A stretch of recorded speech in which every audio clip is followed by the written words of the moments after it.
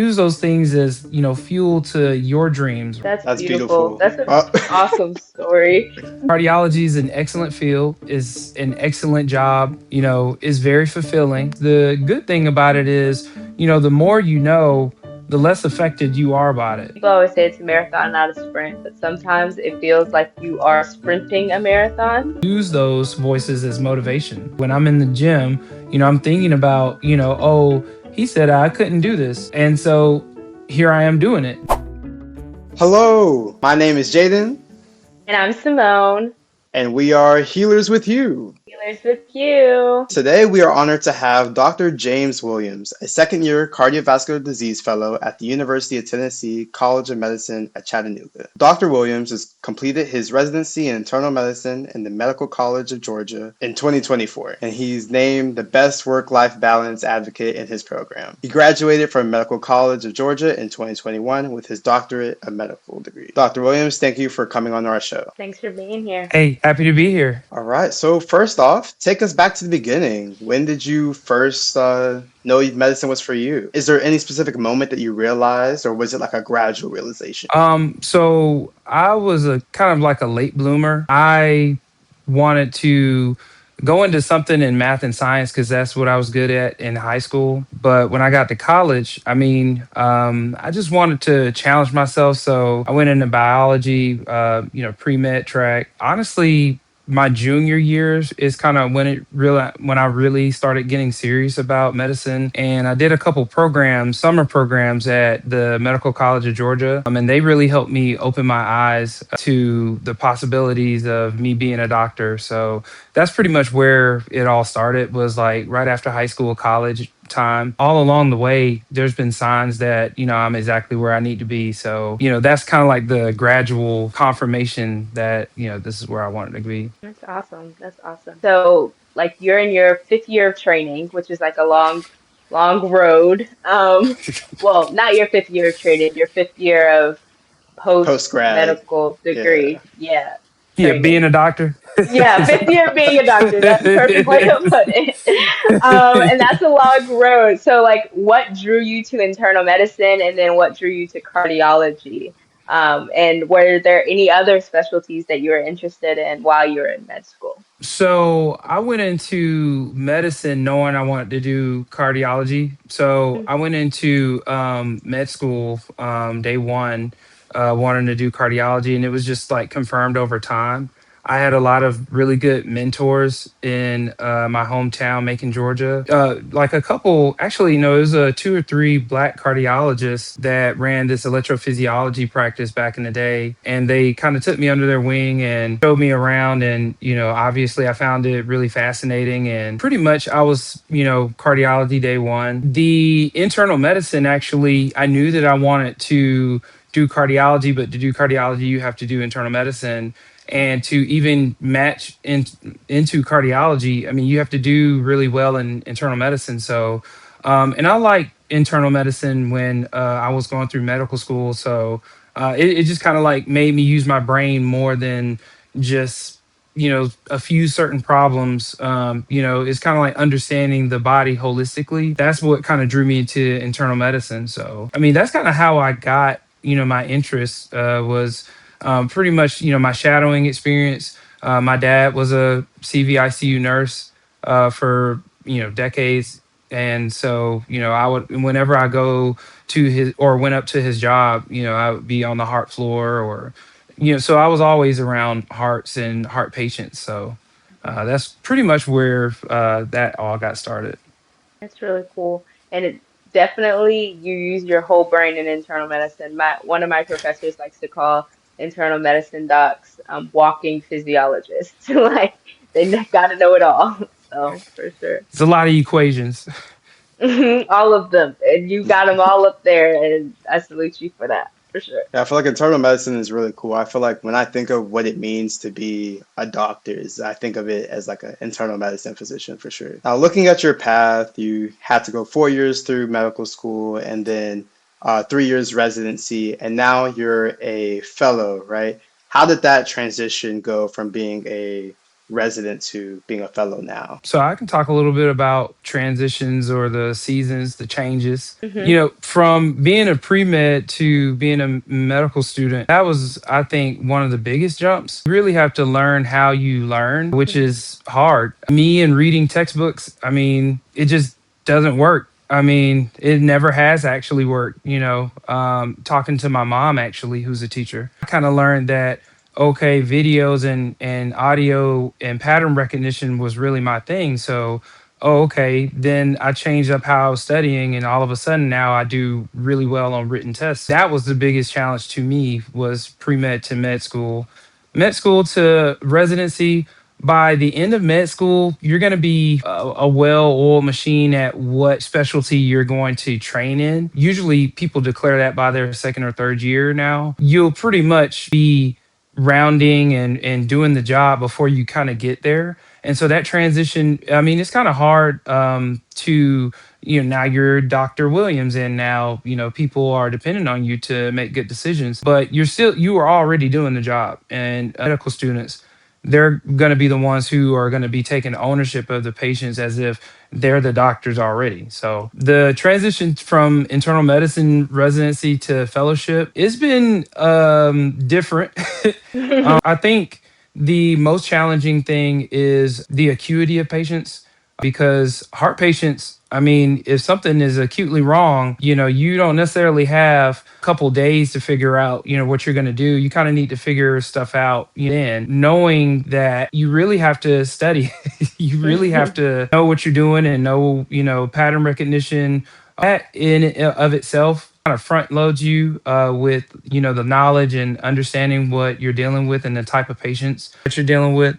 But now being halfway through it, this is great. I mean, this is a great decision. The patient population, they're some of the most grateful people I've ever met. And they, the gratitude that you get from treating people in this population, I mean, I can't really explain it. Really, once you get past the steep learning curve, I think that, this is a great option. This is a great career. And yeah, happy to be here. Very encouraging, especially like for med students like me who kind of feel like, am I gonna know anything at the end of this? Like they're gonna start calling me doctor and I'm gonna have to, be one. So yeah, that's very encouraging. Next kind of question is talking about like the timeline, kind of talks about 4 years and 3 years. And so do you mind like walking people through what the timeline for your track looks like and like where you're Yeah. kind of headed? Start by, you got to go to a 4-year institution or a university. You got to get a bachelor's degree. Actually, doesn't matter what degree. I had some classmates that were business majors, dance majors who actually ended up matching into general surgery. So you actually don't have to be a biology major. You just have to take the prerequisites. So that's, a standard 4-year university education. And then medical school is 4 years. There's some fast track programs that if you go into things like internal medicine or primary care specialties, I think you can do your medical school in 3 years with the intent that you conditionally match at that institution in that specialty. So that's actually, like a fast track option. So essentially, you would finish training for internal medicine in 6 years instead of 7. Then, see, there is internal medicine residency, which is 3 years, and cardiology fellowship, which is 3 years. So, I mean, you start adding things together, you get a lot of years. So, Yeah, it's a long path, but now you're a second year fellow. What does your daily life look like? it just depends on what rotation I'm on. Right now, I'm on the consult service. So, right now is really just proving to me that, I will never, ever go out of business. Ever in the hospital. Pager, it stays on, it stays ready. This rotation is teaching me how to time manage and how to get to pertinent information fast, all while not primarily managing a patient. This is someone else's patient and they're asking for our help. Just really getting the flow of, how the job actually looks, on the other side, once I'm an attending. That's pretty much what this service is for. It's going fine. I know what I'm doing. It's just, finding the time to, I think I might have seen a lot of patients today. And I'm on the like we have several rotations here. We have like a general cardiology floor service, which most academic places have now. We have a ICU service. We have a consult service, which I'm on, and those are the three like what we call inpatient service fellows. And then we have a lot of what we call off service rotations. We have research. We have where we read transthoracic echoes in the morning, and then we do trans esophageal echoes once you're an upper level fellow. And for those of you who don't know, is basically a transthoracic echocardiogram is where we use a ultrasound probe and go catch your heart on the surface of your chest. And a transesophageal echo is where we have anesthesia, put you to sleep, and we intubate you with a ultrasound probe to look at the backside or the atria part. And so do that rotation. We do cath lab rotation where we're in the cath lab doing cardiac caths, right heart cath, left heart cath. So different procedures, different rotation, different procedures, different aspects of your life, right? So echo, is a lot more busy than people would think. Is the trans esophageal echo rotation can get busy, but there are other rotations that aren't as busy, like the nuclear rotation. You get there, people are scanning for hours. It's a modality that isn't being used as much anymore. And so, I mean, when you're on that rotation, that's where we get to study. That's where we kind of like learn more about clinical cardiology and not, running around and doing a lot more service and things like that. So there's fast rotations, there's slow rotations. So, Awesome. Do you have a favorite so far from what you've done? um, I don't know what you've done, but then like, have you had a favorite? yeah, we've rotated through all of them, Uh-huh. like electrophysiology, cath lab, so like interventional cardiology, trans esophageal echo, and transthoracic echo. My favorite is echo. I've actually always been interested in ultrasound. We had a really robust ultrasound program at my medical school and internal medicine residency, and I helped write a few papers, helped come up with a few protocols for resident and medical school education. We actually did a protocol for resident training, and it came in, I think, third place in an oral competition at Georgia ACP. That's pretty much my interest is echocardiogram, using that to diagnose problems, to direct treatment, and so that's pretty much where I'm headed, is general cardiology. So no more training. You're like, I'm No almost more out of here. training. That's Yeah, no more awesome. training. A lot of people, when they think of cardiology, they're like, okay, reading an EKG or open heart surgery, no in between. Like, so can you give us an idea of like what kind of things you see, what kind of procedures you do, whether that's in mostly in general cardiology, since that's your, interest. For sure, yeah. Well, since I'm in fellowship, I mean, we kind of do it all now. Hmm. When I'm on the EP rotation, I'm in the EP lab and we're putting in pacemakers. And when I'm in the cath lab, I'm doing with the supervision of my attending, like left heart caths where we're going using a catheter and going either through your arm or your groin through an artery, tracing it back to your heart, using that catheter and wire to guide it into left main coronary artery and your right coronary artery. We're shooting dye and looking at, anatomy. So if we see a problem, I mean, the attendings, step into the room and, do the intervention. If you're, wanting to be an interventional cardiologist, I mean, some of them, get to deploy the stents, get to angioplasty, post dilate. It's just all a matter of your technical skills and they're trusting you. We don't have an interventional cardiology fellowship here, but we do have interventionalists that staff here. And so we get to pretty much be the interventional with a little bit, more work, but that's fine. Still get the experience. When you're on the echo rotation, like I said, you do the transesophageal echo, and that's mostly where you're trying to get a more in-depth look at the structural issues that are going on. Things like left atrial appendage thrombus or interatrial shunts or mitral stenosis regurgitation or things like that that you can't see on the surface echo, one reason or another. endocarditis. That's another one. So that's pretty much those are the main indications for the for those.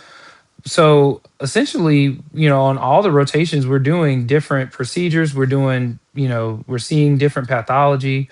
On the CCU, things happen. You might be cardioverting someone one moment.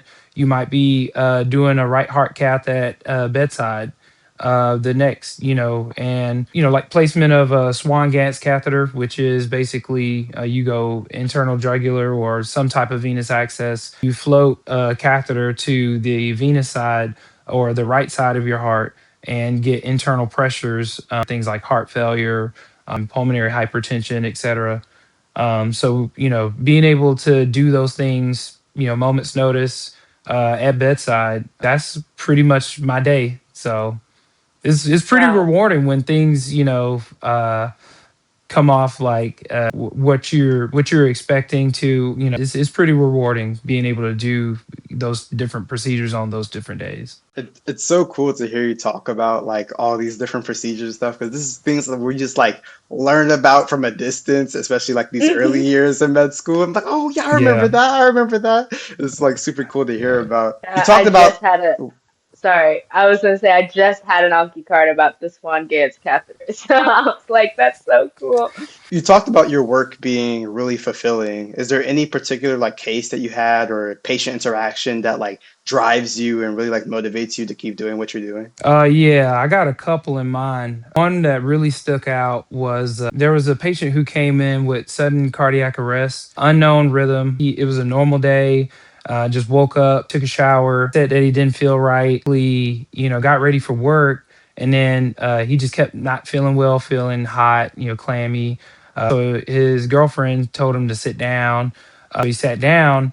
When he sat down, he just passed out, waking up. And so she called 911, rushed him here through EMS. When the emergency room called me down there because I think they in the EMS, they weren't necessarily getting a rhythm, so they were doing CPR and doing all these things. Intubated him in the field, connected him to a mechanical ventilator to help him breathe. And when I got there, he was in a dangerous rhythm called ventricular tachycardia. That students in the room. That's basically a wide, complex, regular tachycardia that are specific by a few criteria called the Brugada criteria. I won't go through all of those. But essentially, he was in a bad rhythm where you had to recognize that he was in a bad rhythm quick. I turned and looked at, and I mean, you're in a moment where, I'm a training fellow. We do EKGs. It's funny if you ask, what do we do? Read EKGs. I mean, we do that. We have a conference day where all we do is just EKGs, and that's a fun time. But we do that. We drill that every day, all the time for those moments. And, I look at the monitor, it's a pretty slow ventricular tachycardia. It's like 150, 160 or so. But it's like, he was desaturating, even though he was intubated. His lactic acid was like 9. Those of you in the room, if you know, you know. And just looking around, and it was just like, can we get like a formal EKG? And we got an EKG. And I'm like, this is ventricular tachycardia. We should go ahead and cardiovert him now. And so we did. He went into a normal rhythm, like a sinus. It was more like sinus tachycardia. But throughout the day, we had him intubated, sedated.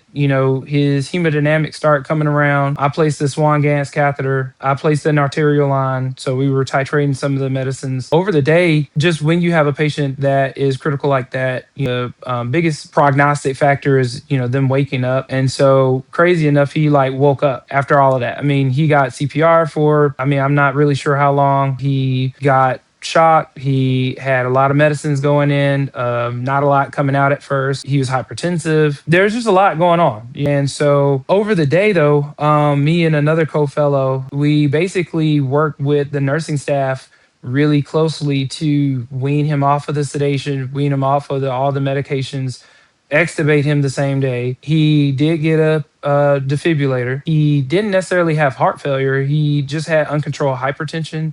So we're working with him on that. The wildest thing is, seeing him in clinic after all of that. I mean, you seeing someone who, if you're in the hospital, sometimes people's judgment of a situation can falter at certain times or certain signs that you're seeing a patient or seeing something clinically, never really know. I believe that it's never really in my hands, it's always in God's hands.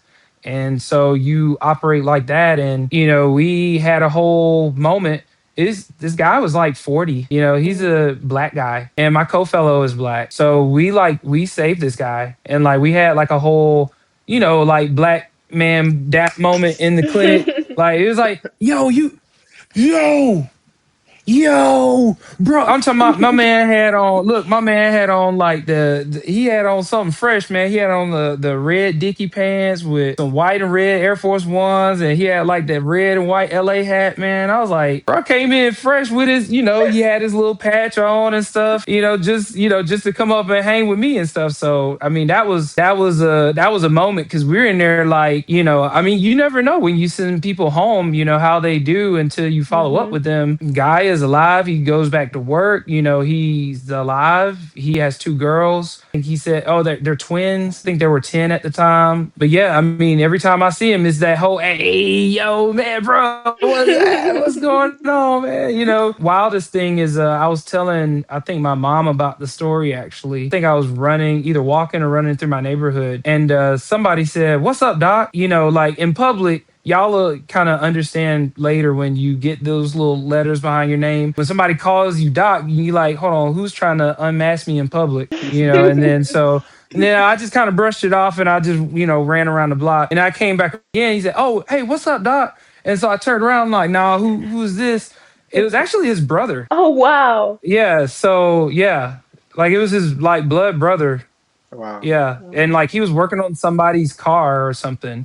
He's like, yeah, man, you remember, his name? Yeah, I was just on the phone with my mom telling her about him. And she was like, or he was like, yeah, man, he's doing great. He told me he was about to come up there and see you and all that. It's like, yeah, man, good to see you, man. Good, do the dap. And I'm just like, God, what have I done? Like, I'm like a regular person, like, no white coat.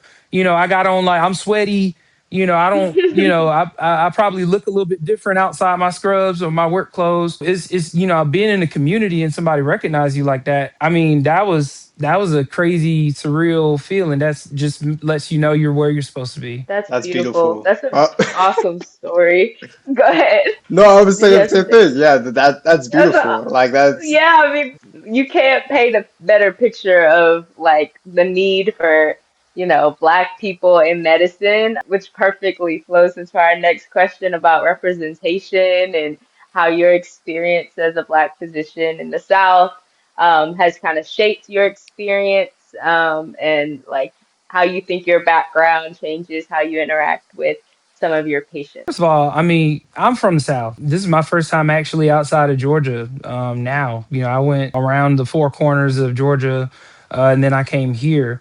Very used to, the culture and certain like, microaggressions, macroaggressions. The good thing about it is, the more the less affected you are about it. The more experience you have with people and certain ideologies, the more information, the more education you have about, why they feel certain ways, the better you can kind of deal with it and kind of like just move on. There are some times where it's just, okay, like I'm being treated different. And it's not like necessarily, they're not necessarily conscious of it. I can clearly see that you've never experienced someone who is outspoken in this position. A lot of my co-residents, med students, some of them were very quiet. Some of them didn't, they would experience the same things, but, they would be quiet and, that served them well sometimes. I'm not quiet. I mean, I just never have been. It's not how I was raised. Honestly, you get to have a voice. I get to be able to understand different perceptions and, be able to have a conversation with people who, a lot of people wouldn't necessarily have a conversation with those people. It really opens your eyes to how people were raised, the nurture versus nature and things like that to, really understanding your environment. I mean, for me, I'm pretty comfortable. I mean, I love the South. I mean, I've had a few like issues here and there, but I mean, if you know how to handle them, having a support group, finding people who support you, those are, critical for Black doctors, especially in the South, and really just understanding who and what you're dealing with. That's pretty much the best advice I could give someone. The good thing is, there are systems built into residency and training programs to protect you. Even in, today's world, 2026, there's still like, the education tier is there are means, for you to have protection. And there are Black people in those positions. So it's in your best interest to find those people and really kind of connect and network. Because I mean, I was gonna say earlier, there's just I mean not a lot of us comparatively. So yes, I mean I still have friends from pre-med, from med school, or the interview trail, where we still keep in contact. So you got to stay connected to your network and people who support you. Yeah, I feel that. I still keep in contact with people because I worked as a scribe in my gap year before coming to med school. And I met some guys who were like med students and and some of the guys who were like residents, and anybody who was Black, it was an instant kind of brotherhood between us, Yeah, oh and we yeah, oh still yeah. all like keep in Mhm. contact and everything. So yeah, I feel like I like that a lot. So we talked about some of the highlights of the job. But there are any particularly bad days or stressful periods throughout your training, and how are you able to manage it? As a doctor in general, your job is to keep people alive, make them better. Expectation management is critical as a doctor. Essentially, you have to know developing that awareness of, timeline and treatments and things. You're doing a treatment, and by day or time X, if this isn't better, then, you need to start thinking of other things. Sometimes you get into jams like that, and that's just, every day, here and there. When you're unsuccessful with a patient and they pass away, I'm unsuccessful in keeping somebody alive, or somebody passes unexpected in the hospital, or one of my patients pass from clinic. I mean, that's especially tough for me. Ways that I've gotten better at managing that is I pray a lot more. Set an alarm every day. I pray 5 minutes before my shift, 5 minutes. And so, and I keep that alarm on. I never turn it off. I started that second year of residency, I think. I was in the MICU, or the medical ICU.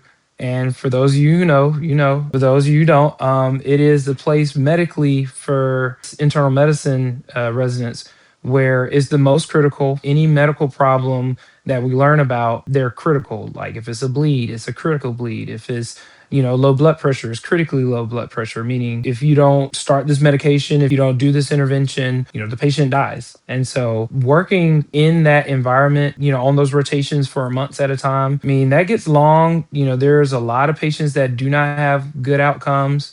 And so you got to figure out how to deal with that. My, preference is I pray. And one thing that I find that's particularly helpful is I pray with my patients. You don't necessarily push myself on anybody. I do offer it, especially at end of life, care. And so, a lot people decline, people oblige. We're in the South. Most people oblige, especially other cultures. Actually, a lot of my most memorable prayer sessions were with other cultures, where other cultures, families prayed for me and their respected loved ones. So that's my go-to. I mean, it really keeps you grounded on those tough days. Being busy. I mean, I'm a cardiology fellow. That's not a really bad day. That's more annoying than bad.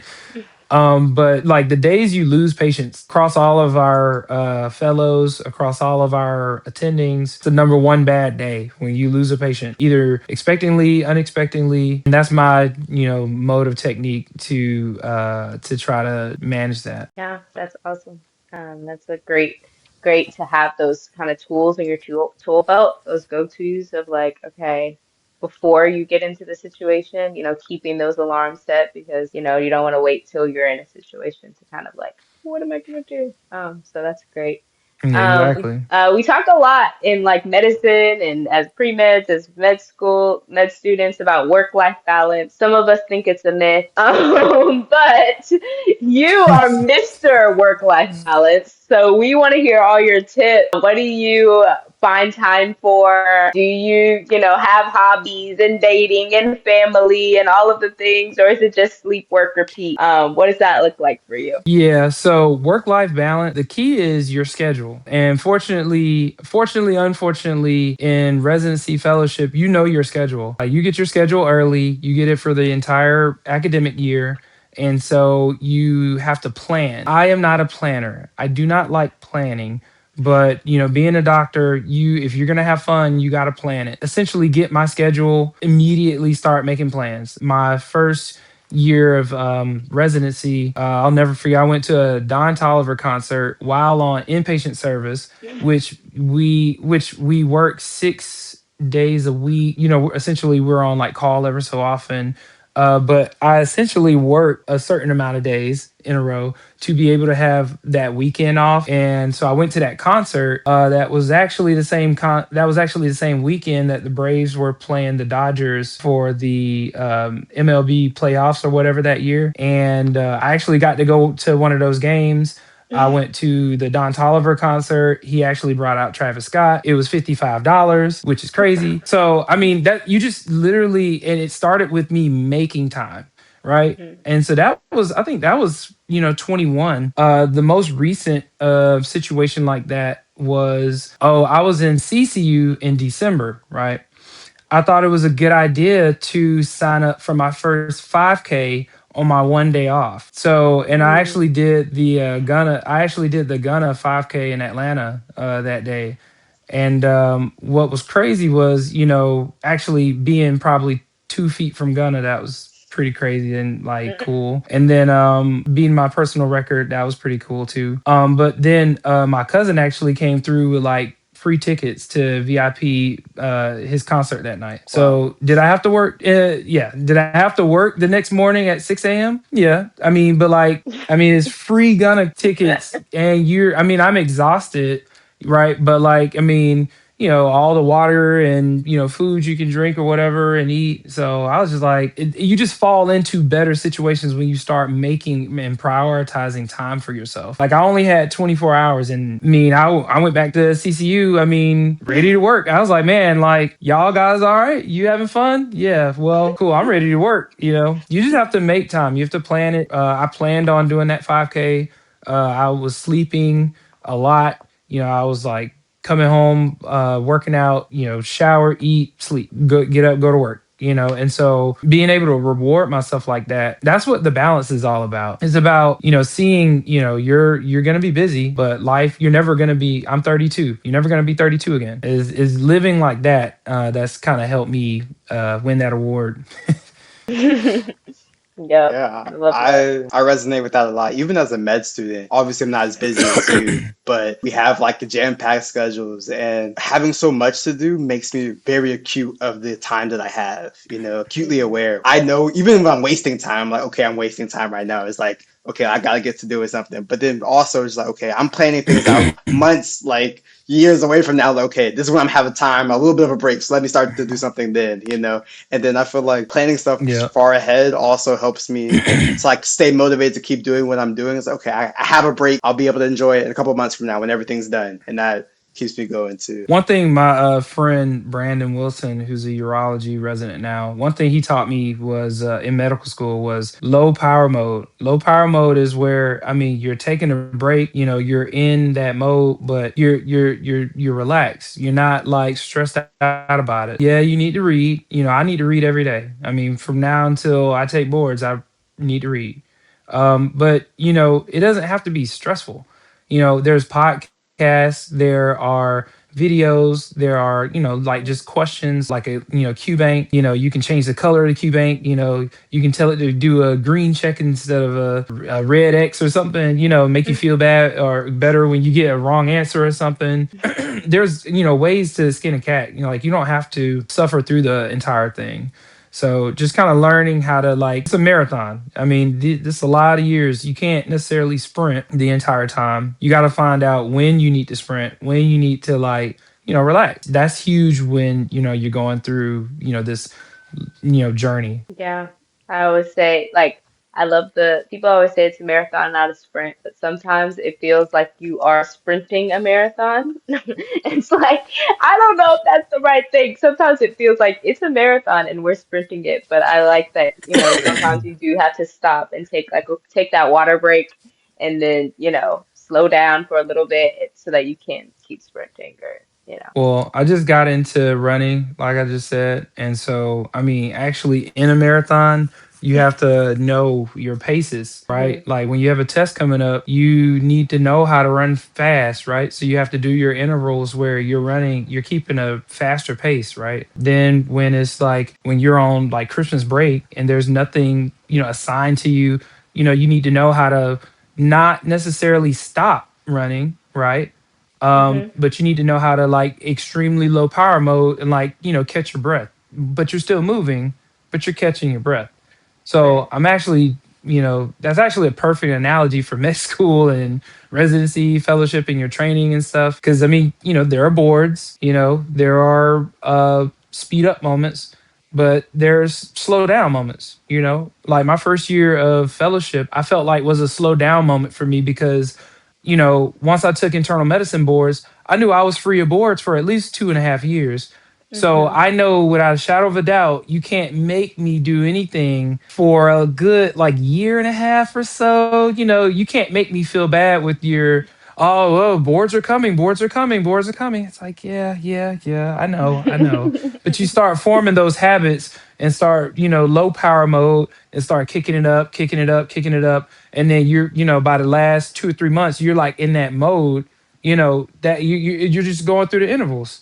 And then as soon as I take cardiology boards, hey, my hands up. Hey, That's it. That's my it. hands up, my hands up, my hands up. Through the finish line, like no more running.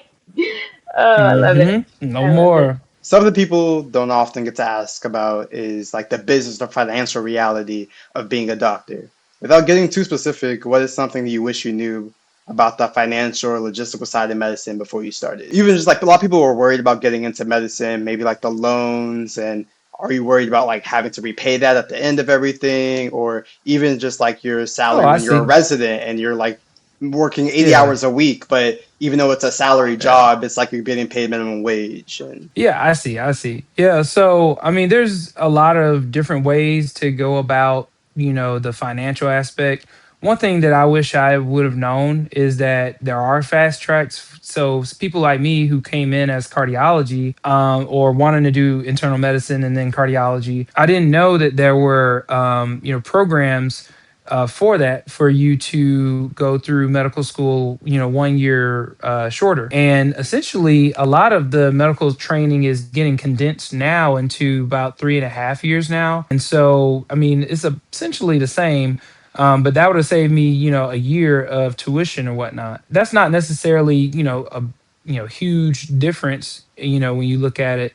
It's definitely one thing I wish I would have known. As far as the financials of medical school is really straightforward. I mean, it's either loans or scholarships or some type of funding of some sort. I wish I was a little bit more aggressive about, seeking scholarships. There's a lot of funding, especially for Black medical students. Even, the Association of Black Cardiologists have a scholarship. And me being a cardiology interest this whole time, I didn't know that until I was a resident.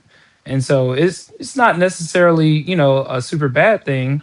But I definitely want to advocate for those types of programs for future generations. So you're at this point in your career. Is there anything about your fields that you would like pre-meds or med students or just people, kind of thinking cardiology to know? And then do you have any, last advice for them? Cardiology is an excellent field, is an excellent job, is very fulfilling. Being on this side of training and things, I'm very happy and grateful with my decisions. I think the biggest thing that I can tell pre-meds or people starting their journey is to get very comfortable betting on yourself. Be very comfortable putting your entire effort into things that you think that you want to do. Because I didn't always know that I can become a cardiologist. Over time, I had encouragement. I had people in my corner, and essentially, I had signs that showed me, okay, I can do this. And it took, leap of faith each step of the way. When I was in pre med, applying to medical school, you take a leap of faith when you do your interviews and when are interviewing for internal medicine residency. All of these things, you're making leaps. You're betting on yourself. I bet on myself when I applied for cardiology fellowship. I applied to quite a bit of programs, and I didn't get a whole lot of interviews, but the number of interviews I got didn't necessarily matter. The quality of my interviews mattered, and I got a fair amount, enough to set a good standard rank list or whatnot, but it definitely wasn't necessarily the ratio I thought. But it didn't really matter. I mean, a lot of my interviews went really, really well. Even to this day, a few programs, we're still in contact or whatnot, and we still talk about the interviews that we had. And so it takes you being comfortable betting on yourself in those rooms and in those forums to get to where you want to go. And so you got to get very comfortable believing in yourself and telling, yourself you can do it, and quieting those voices that tell you, you can't do things. My college professor, my advisor, pretty much said that with my GPA, I would either have to have an astronomical MCAT score or I would never go to medical school. I'm here to tell you that I didn't have an astronomical MCAT. I mean, here I am, and I actually sent that professor my admissions letters. As you should. And and so you can't listen to those voices. You have to amplify the voices that are in your corner and telling you to do these things that you want to do. You have to silence or mute those voices that are against you. Listen to those voices though. I mean, I'm one of those who use those voices as motivation. When I'm in the gym, I'm thinking about, oh, he said I couldn't do this, and so here I am doing it.